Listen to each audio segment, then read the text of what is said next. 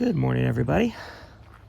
As you can tell, my voice is pretty much dead, but we're here at Carbon Canyon Regional Park.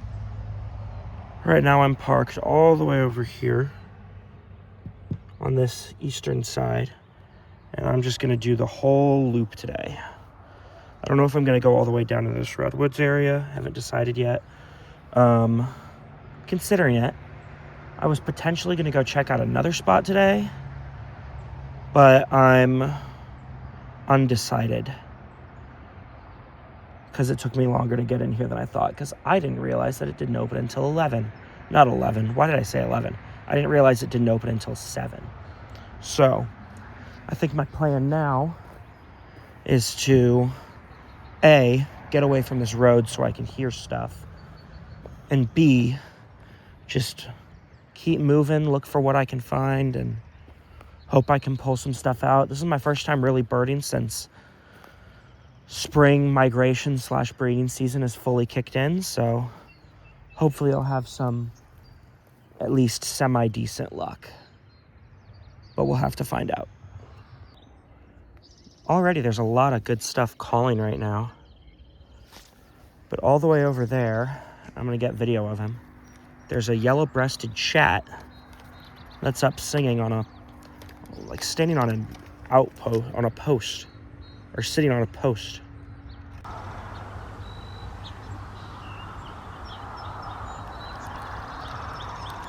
Chats are one of those birds that are just really weird taxonomically, because they bounce back and forth between like 4 or 5 groups. Sometimes they land closer to wood warblers somehow. Sometimes they land closer to blackbirds. I think currently they're settled on them being closer to blackbirds, just because they found a hybrid between a yellow-breasted chat and an oriole species. And I think that made them say, they're probably pretty close to blackbirds. But they're a neat bird either way. There's also a lot of spotted towhee action going on here right now, which is really interesting because I feel like that's a bird that, well, I don't know. I don't really encounter them all that much in Irvine. I feel like the California towhee is a little bit more common. But up here I've got 4 or 5 spotteds already. And I've been here for not even 5 minutes, so I don't know. Just something I'm noticing. Nothing super interesting, but and I say that, and then there's a California towhee right in front of me, perched up on this little pole or a little plant right here. I wonder what that is. That's not pomegranate. There's a weird amount of pomegranate plants out here. This one's a young one.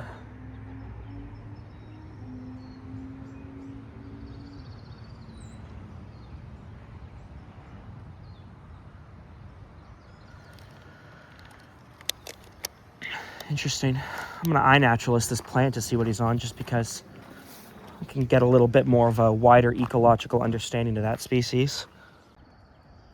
I stopped for a second to identify a sage on iNaturalist. And then right up ahead is a pair of California quail.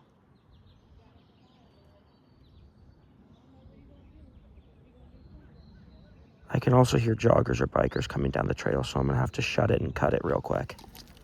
But that's fine. I finally got my first kind of notable warbler out of the way. And it's a female black-throated gray up in this tree up here. And I'm going to document that on iNaturalist because it's a pretty interesting thing to note. Footage that I got is pretty garbage, just because black-throated gray warblers are one of those move every 2 seconds warblers. But I got a little bit of identifiable footage, so... Oh, it's an oak. I'm guessing this is a Coast Live. Let's see if I can find an acorn. But this is definitely an oak. Just had my first Nashville warbler of the season, so that's a great feeling. Really underrated bird, especially out west when you don't get as many warblers. I feel like in the east, at least in Missouri, they kind of get a little bit overlooked just because they're not the flashiest warbler in the world. And even out here, they're not the flashiest, but they're still so good. I mean, they're just such a pretty bird. They really are super underrated. I'm a big fan, clearly. I just hit like a really good pocket of stuff. So I went from a black-chinned hummingbird, another one, who's actually sitting still the whole time. So I actually got footage of him, and it's not terrible footage. I mean, it's a black-chinned hummingbird, and he's not in the light, so you don't get that pretty purple iridescence that you want from a black-chinned hummingbird. But still, just mwah, chef's kiss. And then I hit this weird little pocket. I get 2 more Nashville warblers. I didn't get footage of them. And then I see it's a big mixed flock of yellow rump warblers and bush tits, which is pretty solid. There's 2 or 3 orange crowned warblers hidden in there as well. So at this point, oh, and there's also a singing black-headed grosbeak somewhere over here.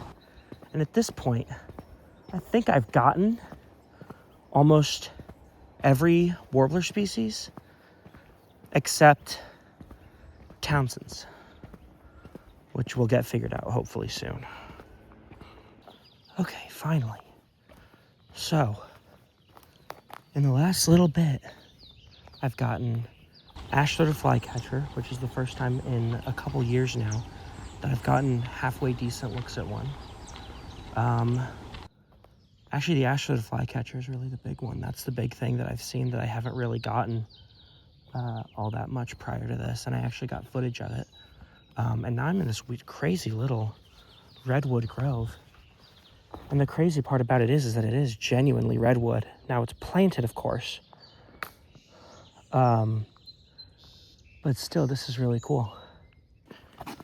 All right, so no Townsend's warbler. Tons of robins. Found an active western flycatcher nest, which is really nice. And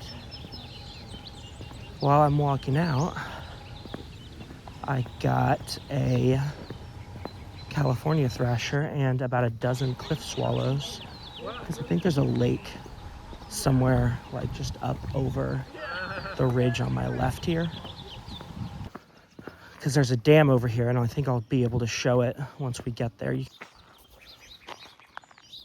Oh, I didn't even mean to start filming, but for anyone who doesn't know what house finch begging calls sound like, you're hearing them right now, as well as a yellow-breasted chat. And I know that those are house finch begging calls because I heard it all the time last summer, because I did an internship caring for birds, and like 50% of the birds that I took care of were house finches. And don't get me wrong, they're cute little suckers, but dadgummit, they do not shut up, even when you feed them. Here's the dam that I was talking about. And I'm just kind of moving up along it now. And I'm hoping that this will be a field where I can get maybe a lazuli bunting.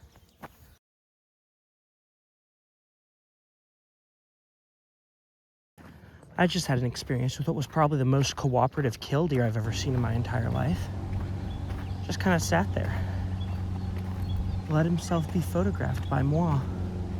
And I'm not complaining, because I have not gotten good pictures of killdeer in 5 years. Holy crap.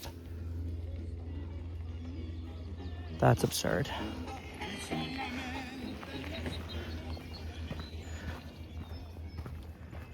"10 out of 10 biking music, would recommend." That was a hot spot of birding action.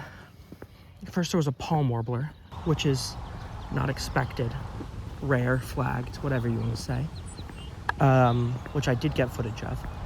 Then there was a lazuli bunting, prettiest blue in the bird world, in my opinion. I didn't get footage of it, but I saw it for like a split second. Such a cute bird, such a cool bird. And then there was just a bunch of other stuff. There was black-throated grays, there was a bunch of yellow rump warblers. It was just good migrant action. There was western tanagers, there were black-headed grosbeaks. And now I'm heading up along this fence because I've heard that here be Lawrence's goldfinches. So let's hope that intel wasn't too faulty, yeah?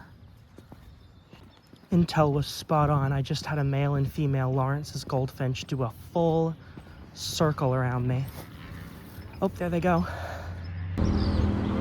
Probably gonna go fly off into that. Yep, that little pine tree. And now that is cool.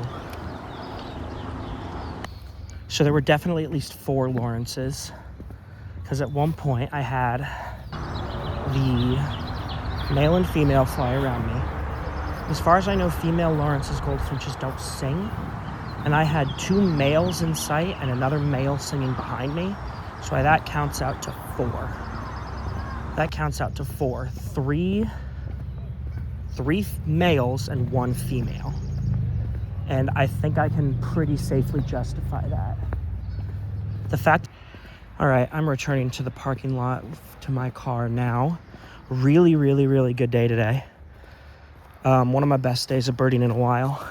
Granted, I haven't really gone birding in a while. Right now my checklist is sitting at 60 species, but it may go up as I go in and edit things and add things that I may have overlooked in the field and all that. But again, it was a really, really solid day. I'm glad that I ended up coming up here, because holy cow.